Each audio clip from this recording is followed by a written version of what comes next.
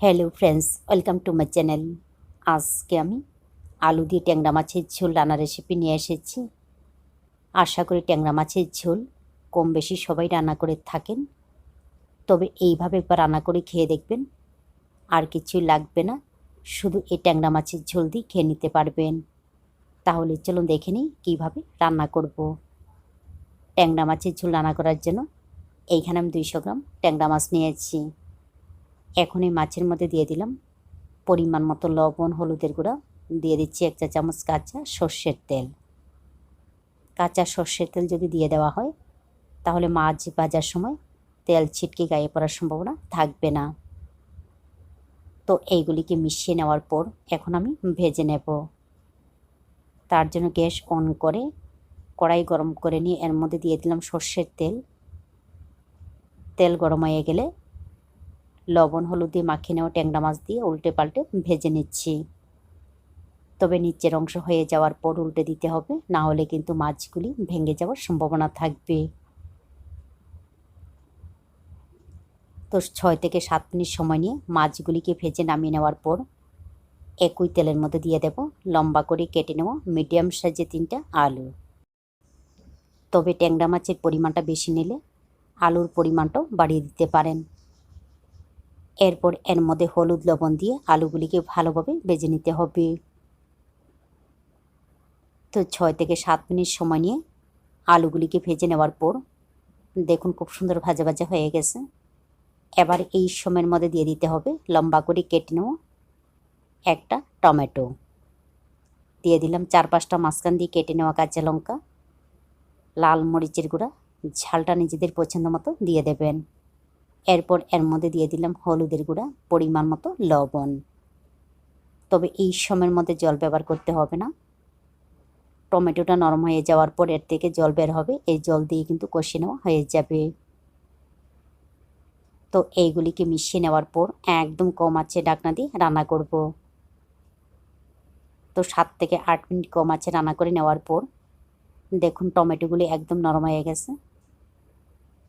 এবারে এই সময়ের মধ্যে দিয়ে দিতে হবে গরম জল। জলের পরিমাণটা আপনাদের পছন্দ মতো ব্যবহার করতে হবে। তবে এর মধ্যে জিরার গুঁড়া, ধনিয়ার গুঁড়া, আদা বাটা ব্যবহার করতে হবে না, শুধু মরিচের গুঁড়া, হলুদের গুঁড়া ব্যবহার করলেই হবে। তো এইগুলিকে মিশিয়ে নেওয়ার পর আলুগুলি ভালোভাবে সিদ্ধ হওয়া পর্যন্ত রান্না করতে হবে। তো আবারও 10 মিনিটের মতো রান্না করে নেওয়ার পর দেখে নিতে হবে সিদ্ধ হয়েছে কিনা। তো আলুগুলি ভালোভাবে সিদ্ধ হয়ে গেছে। আলুগুলি ভালোভাবে সিদ্ধ হয়ে যাওয়ার পর এবারে এর মধ্যে দিয়ে দিতে হবে ভেজে নেওয়া ট্যাংরা মাছ। এই রান্নার মধ্যে টমেটোটা কিন্তু অবশ্যই ব্যবহার করতে হবে। তবে আলু আর মাছের পরিমাণটা বেশি নিলে টমেটোর পরিমাণটা কিন্তু আরেকটু বাড়িয়ে দিতে হবে। ঝোলের সঙ্গে মাছগুলিকে হালকাভাবে মিশিয়ে নেওয়ার পর এখন আমি এইগুলিকে সম্বার দেব।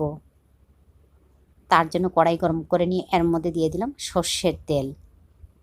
তেল গরম হয়ে গেলে ফোড়নের মধ্যে দিয়ে দিচ্ছি 3-4টা শুকনো লঙ্কা। একই সঙ্গে দিয়ে দেব 1 চা চামচ সর্ষে ফোড়ন। এই রান্নার মধ্যে সর্ষে ফোড়নটা একটু বেশি ব্যবহার করতে হবে। কয়েক সেকেন্ড ভেজে নেওয়ার পর ফোড়নের কালারটা চেঞ্জ হয়ে গেলে এখন একটা হাতার সাহায্যে শুকনো লঙ্কাগুলিকে এইভাবে সরিয়ে নিয়ে ভেঙে দিতে হবে বা থেতু করে নিতে হবে। এইভাবে যদি সর্ষে ফোড়নগুলিকে একটু ভেঙে দেওয়া হয় বা থেতু করে নেওয়া হয় তাহলে খুব সুন্দর একটা ফ্লেভার আসে। তারপর এর মধ্যে দিয়ে দিচ্ছি আলু দিয়ে ট্যাংরা মাছের ঝোল। এইগুলিকে হালকাভাবে মিশিয়ে নিয়ে আবারও 1 মিনিটের মতো একদম কম আঁচে ঢাকনা দিয়ে রান্না করব। তাহলে ফোড়নের ফ্লেভারটা মিশে যাবে আর ট্যাংরা মাছগুলি সিদ্ধ হবে, ভালো লাগবে। 1 মিনিট পর ফিরে আসলাম। আমার রান্না সম্পূর্ণ রেডি। আপনারা চাইলে 2 থেকে 3 টুকরো আলু ভেঙে দিতে পারেন। তো এইভাবে কম মশলা ব্যবহার করে আলু দিয়ে ট্যাংরা মাছের ঝোল রান্না করে খেয়ে দেখবেন, ভালো লাগে। ভালো লাগলে অবশ্যই লাইক, শেয়ার এবং সাবস্ক্রাইব করবেন। আপনারা ভালো থাকবেন, সুস্থ থাকবেন আর আমার নিত্য নতুন ভিডিও দেখবেন।